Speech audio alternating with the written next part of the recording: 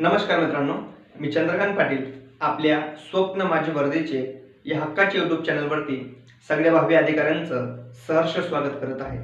मित्रांनो, आज आपण एक टॉपिकवर चर्चा करणार आहोत, तो म्हणजे 1857चा उठाव। 1857चा उठाव हा एवढा मोठा इतिहास प्रसिद्ध असा उठाव आहे की तो आपण 1857 साली ब्रिटिशांच्या विरोधामध्ये उठाव उठवला।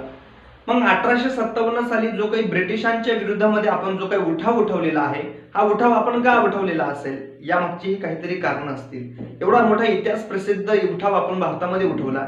मग प्रश्न निर्माण होतो की सर, हा उठाव संपूर्ण भारतामध्ये उठवला गेला का? तर याचं उत्तर आहे नाही। हा उठाव फक्त उत्तर भारतामध्ये उठवलेला आहे। मग उत्तर भारतामध्ये काही ठिकाणं आहेत, त्या ठिकाणी हा उठाव उठवला। मग त्या ठिकाणाचं नेतृत्व कोणी केलं, उठावाला खऱ्या अर्थानं सुरुवात कशा पद्धतीनं झाली? बरं ठीक आहे, उठाव उठवला, उठावाचं नेतृत्व, कर्तृत्व, दातृत्व आपण सगळं बघितलं। त्याच्यानंतर हा उठाव जो काही आपण उठवलेला आहे, त्या उठावानंतर त्याचे परिणाम काय झाले, हाही महत्त्वाचा पॉइंट्स आहे। आणि त्याच्यानंतर या उठावाविषयी काही तज्ञांनी आपली मतं मांडून ठेवलेली आहेत, त्या मतांवर आपल्याला सुद्धा या ठिकाणी चर्चा करायची आहे। तर मित्रांनो, कुठल्याही गोष्टीचा वेळ न करता आपण सुरुवात करूया 1857च्या उठावाला। मग मित्रांनो, 1857च्या उठावाला सुरुवात करण्यापूर्वी आपल्याला उठावाची कारण समजून घेणं फार महत्त्वाचे आहे। कोणत्याही गोष्टीला कारण असतात, मग 1857च्या उठावाची कारण काय ते आपल्याला बघायचे आहेत। प्रामुख्याने 1857च्या उठावाची 4 कारण आपल्याला बघायला मिळतात। पहिला आहे तुमचं राजकीय कारण, दुसरं आहे तुमचं सामाजिक व धार्मिक कारण, तिसरं आहे प्रशासकीय व आर्थिक कारण आणि चौथं आहे लष्करी कारण। ही 4 कारण फार महत्त्वाची आहेत 1857च्या उठावाची। मग हे जे 4 कारण मी तुम्हाला सांगितली त्याची सविस्तर माहिती आपण बघूया। पहिलं मी सांगितलं तुम्हाला राजकीय कारण। राजकीय कारण मध्ये मित्रांनो, पहिला पॉइंट्स आपल्याला दिलेला या ठिकाणी वेस्लीची तैनाती फौज, त्याच्यानंतर म्हटलं डलहौसीचा वेपगत सिद्धांत, त्याच्यानंतर 1849 मध्ये भारतीय चलनावरील बहादूरशाह हे नाव त्यांनी हटवलं। त्याच्यानंतर 1856 मध्ये कॅनिंगने घोषणा केली की तुम्हाला बहादूरशाही ही पदवी लावता येणार नाही। त्याच्यानंतर 1856 मध्ये अवधचे विलीनीकरण झाले। हे राजकीय कारण फार महत्त्वाचे आहेत। आता हे डिटेल्स आपण सविस्तर माहितीची बघूया राजकीय कारणांमध्ये। मग पहिलं आहे मित्रांनो वेस्लीची तैनाती फौज। आता वेस्लीची तैनाती फौज आहे काय, याची सविस्तर माहिती मी एका लेक्चर्स मध्ये सांगितलेली आहे। त्या लेक्चरची लिंक मी तुम्हाला डिस्क्रिप्शन बॉक्स मध्ये देईल, कारण तो व्हिडिओ अपलोड करायचा राहिला आहे। याच्यानंतर मी लगेच तुम्हाला डिटेल्स सांगणार आहे वेस्लीची तैनाती फौज। पण एक थोडक्यात सांगायचं म्हटलं म्हणजे वेस्लीची तैनाती फौज अशी फौज आहे की ती भाड्याची फौज आहे। आता भाड्याची फौज आहे म्हणजे नेमकं कशी, एखाद्या राजाला दुसऱ्या राजाशी युद्ध करायचं आहे आणि युद्ध करत असताना जर त्याला सैन्याची गरज भासली तर तो ही फौज घेत होता आणि त्याच्या बदल्यामध्ये त्यांना काहीतरी रक्कम देत होता, पैसे देत होता। म्हणजेच काय, ही भाड्याची फौज आहे, दुसऱ्या राजाला ती विकत घेता येत होती। अशा सोप्या पद्धतीने लक्षात ठेवा वेस्लीची तैनाती फौज। मग वेस्लीची तैनाती फौज ही फ्रान्स यांनी आणली, ठीक आहे, फ्रेंचांनी भारतामध्ये आणली। ती आणली आहे 1748 ते 49 मध्ये। मग या वेस्लीची तैनाती जी फौज आहे, ही फौज आपल्याला त्यांच्याच कार्यामध्ये काम करावे लागत होती। म्हणजे जर आपल्याला युद्ध करायचं असेल, या सैन्याचा वापर, या फौजेचा वापर जर आपल्याला युद्ध करण्यासाठी करायचा असेल तर आपल्याला त्यांची परवानगी घ्यावी लागत असेल। भारतामध्ये या तैनाती फौजेचा पहिला वापर कोणी केलेला आहे, तर तो निजामाने केलेला आहे। मला वाटतं 1798 साली केलेला आहे तो। वेस्लीची तैनाती फौजेचा पहिला वापर भारतामध्ये कोणी केलेला आहे, निजामशहाने केलेला आहे, ठीक आहे। डिटेल्स माहिती मी तुम्हाला त्या ठिकाणी सांगणार आहेच, त्यासाठी तुम्ही काळजी करू नका। फक्त एक लक्षात ठेवा की ही फौज भाड्याने दिली जात होती। त्याच्यानंतर डलहौसीचा वेपगत सिद्धांत। आता डलहौसीचा वेपगत सिद्धांत काय आहे, वारसा नाही असं त्याचं उत्तर आहे। मग हे डलहौसीचा जो काही वेपगत सिद्धांत आहे, हा वेपगत सिद्धांत सुद्धा मी डिटेल्स मध्ये सांगितला आहे, त्याची ही लिंक मी तुम्हाला डिस्क्रिप्शन बॉक्स मध्ये देईन। त्याच्यानंतर आपल्याला बघायचं आहे 1849 मध्ये बहादूरशाह हे नाव चलनावरील हटवलं। मित्रांनो, जेव्हा 1857 साली आपण ब्रिटिशांच्या विरोधामध्ये उठाव उठवला, तेव्हा भारताचं नेतृत्व करत होता, दिल्लीच्या तख्तावरती बसला होता, त्याचं नाव होतं बहादूरशाह जफर। बहादूरशाह जफर भारतातला मेन व्यक्ती होता, भारतावर तो नेतृत्व करत होता, भारतावरती तो राज्य करत होता। मग भारतीय चलनावर त्याचं नाव होतं, बहादूरशाह जफरचं नाव होतं भारतीय चलनावर। मग हे इंग्रजांनी काय केलं, ब्रिटिशांनी काय केलं, 1849 मध्ये भारतीय चलनावर जे काही बहादूरशाह जफर हे जे नाव होतं ते नाव त्यांनी काढून टाकलं। आणि म्हणून ते नाव त्यांनी काढल्यामुळे ब्रिटिशांच्या विरुद्ध बहादूरशाह जफर यांच्या मनामध्ये असंतोष निर्माण झाला. त्याच्यानंतर 1856 मध्ये लॉर्ड कॅनिंगने घोषणा केली की तुम्हाला बहादूरशाही ही पदवी लावता येणार नाही. आता बहादूरशाही ही पदवी लावता येणार नाही म्हणजे नेमकं काय? परंपरेचे हे पदवी असायचे. आता समजा बहादूरशाह जफर, त्याच्यानंतर त्याचा मुलगा असेल तो सुद्धा बहादूरशाही पदवी लावेल, त्याच्यानंतर त्याचा नातू असेल तो सुद्धा बहादूरशाही पदवी लावेल, म्हणजे अशा बहादूरशाही ह्या पदवी त्याला लावल्या जायच्या. परंतु लॉर्ड कॅनिंगने असं सांगितलं की तुम्हाला बहादूरशाही ही पदवी लावता येणार नाही. आणि असं त्यांनी सांगितल्यामुळे बहादूरशाहच्या मनामध्ये अजून असंतोष निर्माण झाला. कोणाविरुद्ध? ब्रिटिशांच्या विषयी बहादूरशाहच्या मनामध्ये असंतोष निर्माण झाला. या इंग्रजांनी असंही सांगितलं होतं की बहादूरशाह जफर याच्या मृत्यूनंतर तुम्हाला लाल किल्ला सोडावा लागेल आणि तो आमच्या ताब्यात द्यावा लागेल, असं यांनीही सांगितलं होतं. म्हणून अधिक असंतोष निर्माण झाला बहादूरशाह जफर यांच्या मनामध्ये आणि भारतीय जनतांमध्ये सुद्धा असंतोष निर्माण झाला ब्रिटिशांच्या विरुद्ध. त्याच्यानंतर 1856चं अवधची विलीनीकरण हे फार महत्वाचं आहे. आता अवध हे ठिकाण आहे, अवध हे ठिकाण आहे. प्राचीन भारतामध्ये अवधचे नाव होतं कोशल. हे जे काही ठिकाण आहे याचं प्राचीन भारतामध्ये प्राचीन नाव होतं याचं, म्हणजे प्राचीन इतिहासाचा अभ्यास करत असताना एक गोष्ट आपल्या लक्षात येते की अवधचे प्राचीन नाव होतं कोशल. त्याची राजधानी होती फैजाबाद. फैजाबाद ही तिची राजधानी होती आणि अवधचे विलीनीकरण झाले. ही 4 कारणं राजकीय कारणांमध्ये फार महत्वाची. पहिलं बघितलं आपण वेस्टेची तैनाती फौज, डलहौसीचा वेपगत सिद्धांत. 1849 मध्ये भारतीय चलनावरील बहादूरशाही नाव त्यांनी हटवलं. त्यासाठी बहादूरशाह जफर याच्या मनामध्ये असंतोष निर्माण झाला.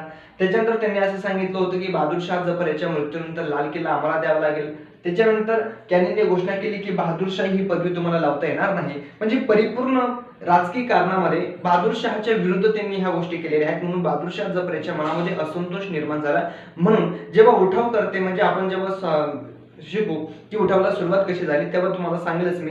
बहादूरशाहकडे गेले आणि बहादूरशाहने लगेच परवानगी दिली की तुम्ही ब्रिटिशांच्या विरुद्ध उठाव उठवा. आणि अनेक संस्थानिकांना बहादूरशाहने पत्र पाठवलं आणि त्यांना उठाव उठवायला सांगितलं. का? राजकीय कारण हे फार महत्वाचं आहे. कारण राजकीय कारणामध्ये बहादूरशाहच्या विरुद्ध सगळे त्यांनी काय केलेली, इंग्रजांनी घोषणा केलेल्या आहेत, सिद्धांत मांडलेले आहेत, त्याच्या भारतीय चलनावरून त्याचं नाव काढलेलं आहे. म्हणजे परिपूर्ण बहादूरशाहच्या विरुद्ध त्यांनी गोष्टी केल्या. म्हणून बहादूरशाह जफर याच्या मनामध्ये असंतोष निर्माण झाला. हे राजकीय कारण महत्वाचं हे 1857चं उठावाचं. त्याच्यानंतर आपल्याला बघायचं सामाजिक व धार्मिक कारण. आता सामाजिक व धार्मिक कारणामध्ये लक्षात ठेवायचं 1850 मध्ये लेक्स लॉकी ऍक्ट. आता लेक्स लॉकी ऍक्ट आहे का मित्रांनो? म्हणजे धर्मांतर केल्यानंतर, समजा एखाद्या व्यक्तीने धर्मांतर केलं आणि धर्मांतर केल्यानंतर काही काळ ते धर्म त्यांनी स्वीकारला आणि परत त्याला जर असं वाटलं आता परत मला माझ्या धर्मामध्ये जायचंय, जेव्हा तो त्याच्या धर्मामध्ये यायचा तेव्हा त्याच्या धर्मावरती जे काही पूर्वीचे जे काही त्याचा अधिकार होता, जी काही प्रॉपर्टीवर त्याचा अधिकार होता, तो अधिकार राहणार नाही, असं ह्या लेक्स लॉकी ऍक्ट सांगितलं.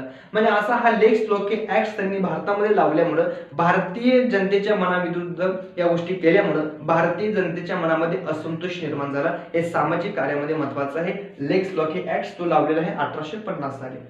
त्याच्यानंतर बघायचं आपल्याला प्रशासकीय व आर्थिक कारण. आता प्रशासकीय व आर्थिक कारणामध्ये मित्रांनो, आता प्रशासकीय क्षेत्रामध्ये जेवढी काही उच्च पद होते या संपूर्ण उच्च पदावरती ब्रिटिश लोक काम करत होते आणि जे काही खालच्या दर्जाची काही पद आहेत, म्हणजे त्याच्यामध्ये शिपाई असेल, कर्मचारी असतील, हे जे काही खालच्या दर्जाचे पद आहेत या पदावरती भारतीय लोकांना काम करावं लागत होतं. मग भारतीय लोकांच्या मनामध्ये असंतोष निर्माण झाला. का? कारण उच्च जे काही पद आहेत संपूर्ण प्रति ब्रिटिशांच्या हाती आणि त्यांच्या हाती आपल्याला काम करावं लागायचं, त्यांच्या हाताखाली आपल्याला काम करावं लागत होतं. बरेच ब्रिटिशांपेक्षा जरी आपला एखादा भारतीय व्यक्ती चांगलं काम करत असला, त्याच्यापेक्षा जरी हुशार असला, तरी त्यांना खालच्या दर्जाची पदं दिली जात होती. म्हणून भारतीय लोकांच्या मनामध्ये असंतोष निर्माण झाला.